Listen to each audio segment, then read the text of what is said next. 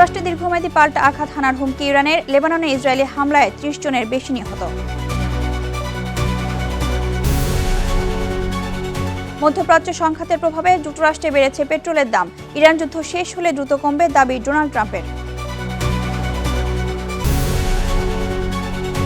ট্রাম্পের মানসিক সুস্থতা নিয়ে প্রশ্ন তুলতে শুরু করেছে মার্কিন আইন প্রণেতারাই, কংগ্রেসে তুমুল বিতর্ক। এবং অং সান সুচির সাজার মেয়াদ কমালো মিয়ানমার জান্তা সরকার, আন্তর্জাতিক চাপ মোকাবেলায় এই কৌশল ধারণা বিশ্লেষকদের।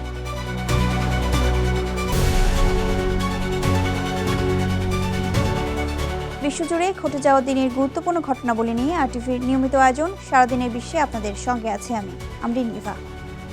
যুক্তরাষ্ট্র যদি আবারও হামলা শুরু করে তবে তার জবাবে দীর্ঘমেয়াদী ও যন্ত্রণাদায়ক পাল্টা আঘাত হানার হুঁশিয়ারি দিয়েছে ইরান। প্রয়োজন হলে তেহরানে আবারও হামলা হবে বলে ডোনাল্ড ট্রাম্পের হুঁশিয়ারির পর এমন প্রতিক্রিয়া জানিয়েছে ইরান। এর মধ্যে ইরান যুদ্ধে যুক্তরাষ্ট্রের খরচ ২৫ বিলিয়ন ছাড়িয়েছে বলে জানিয়েছে পেন্টাগন। এছাড়া যুদ্ধবিরতির মধ্যেই নতুন করে ইসরায়েলি হামলায় লেবাননে ৩০ জনের বেশি নিহত হয়েছে এক ইসরায়েলি সেনাও। বিস্তারিত জানাচ্ছেন আব্দুল মালিক।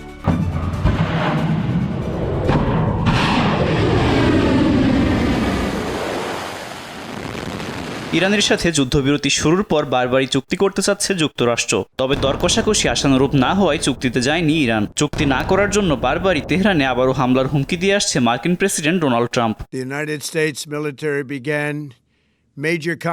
এমন অবস্থায় বৃহস্পতিবার মার্কিন সংবাদ মাধ্যম এক্সিওস বলেছে, ইরানের পারমাণবিক কর্মসূচি নিয়ে দেশটি আলোচনার টেবিলে নমনীয় করতে ডোনাল্ড ট্রাম্প নতুন করে সামরিক হামলার পরিকল্পনা করছে। এমনকি হরমুজ প্রণালী দখল করতে স্থল সৈন্য ব্যবহারের সম্ভাবনা উড়িয়ে দেওয়া যাচ্ছে না। এদিকে মার্কিন তৎপরতার মধ্যেই ইরানের রেভলিউশনারি গার্ডের অ্যারোস্পেস ফোর্সের কমান্ডার মাজিদ মৌসাভি হুঁশিয়ারি দিয়ে বলেছেন, যুক্তরাষ্ট্র আবারও হামলা করলে আঞ্চলিক ঘাঁটিগুলোর মতো অবস্থা হবে তাদের যুদ্ধজাহাজগুলোরও।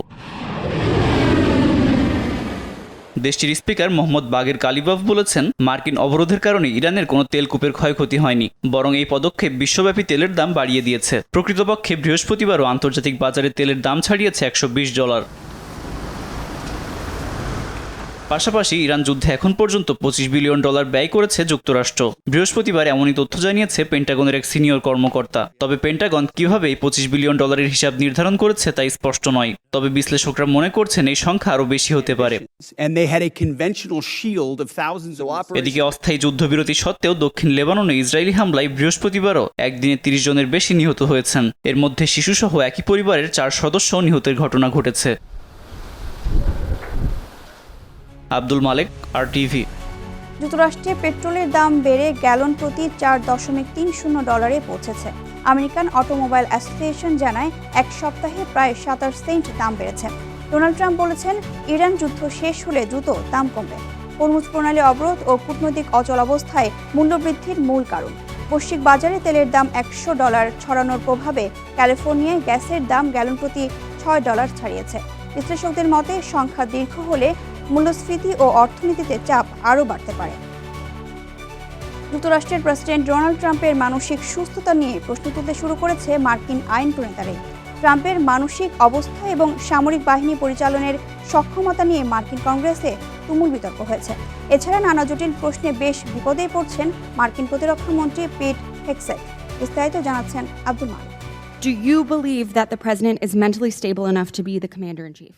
বৃহস্পতিবার ২০২৭ অর্থ বছরের জন্য মার্কিন প্রতিরক্ষা বাজেটের প্রস্তাবনা এবং জাতীয় নিরাপত্তা কৌশল পর্যালোচনার জন্য মার্কিন কংগ্রেসে শুনানিতে অংশ নেয় যুক্তরাষ্ট্রের প্রতিরক্ষা মন্ত্রী পিট হেগস। দ্বিতীয় দফায় দেশটির কংগ্রেসে বাজেট সংক্রান্ত নানা বিষয়ে ব্যাখ্যা চায় মার্কিন হাউসের আর্মড ফোর্সেস কমিটি। এ সময় যুদ্ধ পরিচালনার জন্য মার্কিন প্রেসিডেন্টের মানসিক অবস্থা ঠিক আছে কিনা এমন প্রশ্ন তোলেন ডেমোক্রেট আইন প্রণেতা সারা জ্যাকবস।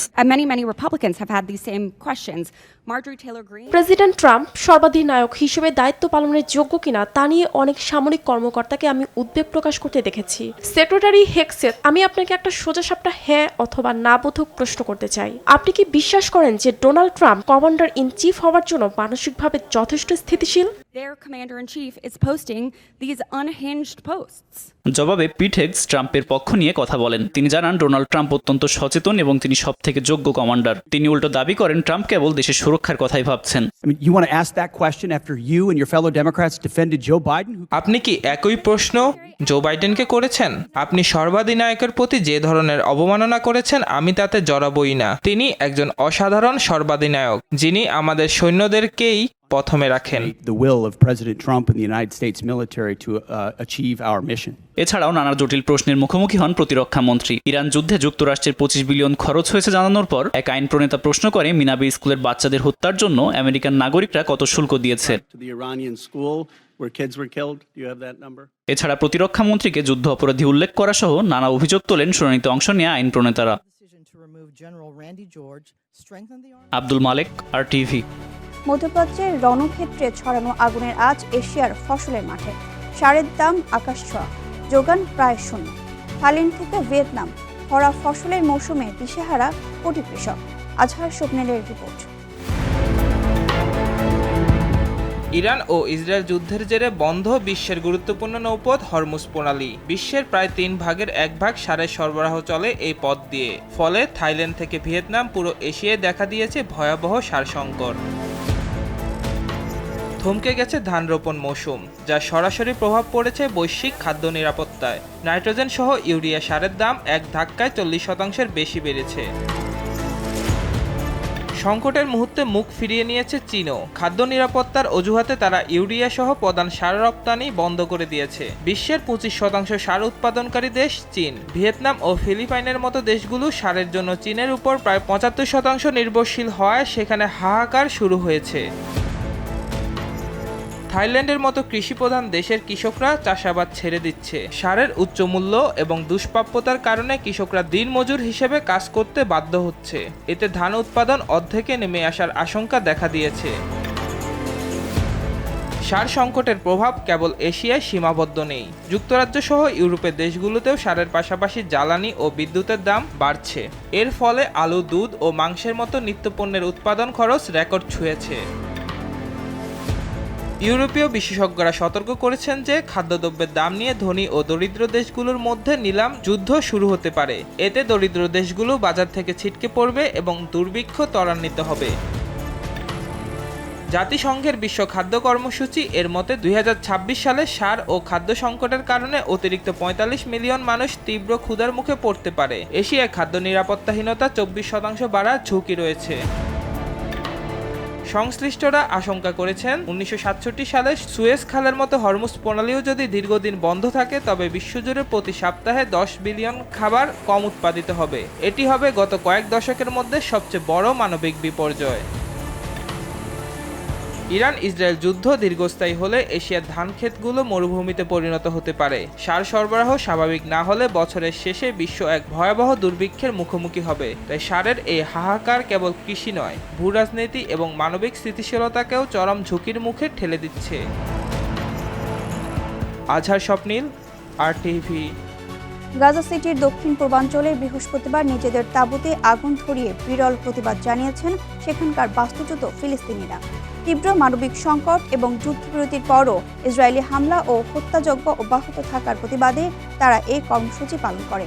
জৈতুন এলাকার দার আল সালাম শিবিরে আমাদের পুড়িয়ে মারার আগে আমরা নিজেরাই তাঁবু পুড়িয়ে দিচ্ছি, এই স্লোগানে প্রতিবাদ জানায় নারী, শিশু সহ বহু ফিলিস্তিনি। দ্রুত সুরক্ষা ব্যবস্থা গ্রহণ, শিবিরের চারপাশে বাঁধ নির্মাণ এবং জরুরি মানবিক সহায়তার দাবি তাদের। যুদ্ধবিরতির পরেও ইসরায়েলি হামলায় অন্তত 824 ফিলিস্তিনি নিহত হয়েছে এবং 2000-এর বেশি আহত হয়েছে। এদিকে গাজার পথে থাকা গ্লোবাল সুমুদ ফ্লোটিরার 3 সাংবাদিককে ইসরায়েলি বাহিনী অপহরণের খবর জানিয়েছে আন্তর্জাতিক সংস্থা রিপোর্টার্স উইদাউট বর্ডার্স।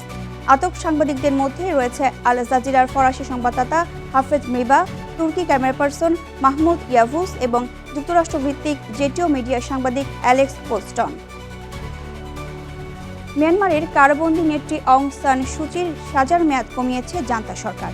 একই সঙ্গে তাকে কারাগার থেকে সরিয়ে আবারও গৃহবন্দী করার সিদ্ধান্ত জানানো হয়েছে। জান্তা প্রধান মিন অন ফ্লাইংয়ের এক বিবৃতিতে সুচির সাজা কমানো ও তার বাকি মেয়াদ নির্ধারিত বাসস্থানে কাটানোর বিষয়টি নিশ্চিত করেন। তবে তার বর্তমান শারীরিক অবস্থা নিয়ে এখনও ধোঁয়াশা কাটেনি। সুচির ছেলে কিম অ্যারিস মায়ের সুরক্ষা ও অবস্থান নিয়ে গভীর উদ্বেগ প্রকাশ করেছেন। আন্তর্জাতিক চাপ মোকাবেলা করতে জান্তা এই কৌশল নিচ্ছে বলে বিশ্লেষকদের ধারণা। তেল ও গ্যাস উৎপাদন বাড়াতে মার্কিন কোম্পানিগুলোর সঙ্গে বড় ধরনের চুক্তি সই করেছে ভেনেজুয়েলা। বৃহস্পতিবার দেশটির অন্তর্বর্তীকালীন প্রেসিডেন্ট ডেলসি রদ্রিগেজ এই চুক্তি সই করেন। চুক্তি অনুযায়ী মার্কিন প্রতিষ্ঠান হান্ট ওভারসিজ অয়েল এবং ক্রস ওভার এনার্জি ভেনেজুয়েলার খনিজ সমৃদ্ধ ওনাকো বেল্টে কার্যক্রম শুরু করবে। ডেলসি রদ্রিগেজ বলেন, এই চুক্তি দুই দেশের স্বার্থকে এক বিন্দুতে নিয়ে এসেছে। হোয়াইট হাউসের বিশেষ দূত জ্যারেড এজেনের উপস্থিতিতে এই চুক্তি স্বাক্ষরিত হয়।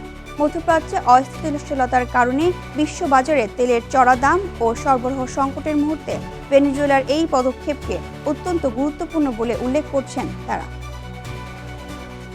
7 বছর পর ভেনেজুয়েলা যুক্তরাষ্ট্র সরাসরি ফ্লাইট চালু হয়েছে। 2019 সালে নিরাপত্তা ঝুঁকির কারণে বন্ধ হওয়া রুটে বৃহস্পতিবার মায়ামি থেকে কারাকাসে প্রথম ফ্লাইট পৌঁছায়। আমেরিকান এয়ারলাইন্সের সহযোগী এনভয় এয়ার এই ফ্লাইট পরিচালনা করে। মায়ামি বিমানবন্দরে ছোট আয়োজনে যাত্রা শুরু হয়। যাত্রীদের পরিবেশন করা হয় ঐতিহ্যবাহী খাবার। তবে উচ্চ ভাড়া ও কঠোর ভিসা প্রক্রিয়া নিয়ে অসন্তোষ রয়েছে। বিকল্প হিসেবে বোগোতা হয়ে কম খরচে ভ্রমণের সুযোগ আছে। আগামী 21 মে থেকে প্রতিদিন 2টি ফ্লাইট চালুর পরিকল্পনা রয়েছে। উত্তর লন্ডনের গোল্ডেন স্ক্রিনে 2 ইহুদি ব্যক্তিকে ছুরিকাঘাতের ঘটনায় হত্যা চেষ্টার অভিযোগে এক ব্যক্তি আটক হয়েছে। ইসা সুলেমানের বিরুদ্ধে 2 ভুক্তভোগীর উপর হামলার অভিযোগ আনা হয়েছে এবং ঘটনাটিকে সন্ত্রাসী হামলা হিসেবে ঘোষণা করেছে মেট্রোপলিটন পুলিশ। 2 ভুক্তভোগী গুরুতর আহত হয়ে হাসপাতালে চিকিৎসাধীন। সন্দেহভাজন আরও একটি পৃথক ঘটনার সঙ্গে জড়িত বলে জানিয়েছে পুলিশ। ঘটনার পর যুক্তরাজ্যে সন্ত্রাসী হুমকির মাত্রাও গুরুতর হয়েছে। পুলিশ ইহুদি সম্প্রদায়ের নিরাপত্তা জোরদারে 300 অতিরিক্ত সদস্য নিয়োগের পরিকল্পনা করছে। আসামি শীঘ্রই আদালতে হাজির হবেন এবং একাধিক হত্যা চেষ্টার অভিযোগে মুখোমুখি হবেন। এর সাথে শেষ করছি সারাদিনের বিশ্ব। আরটিভির সাথে সংযুক্ত থাকুন, মতামত জানান আরটিভির সামাজিক যোগাযোগ মাধ্যমগুলোতে।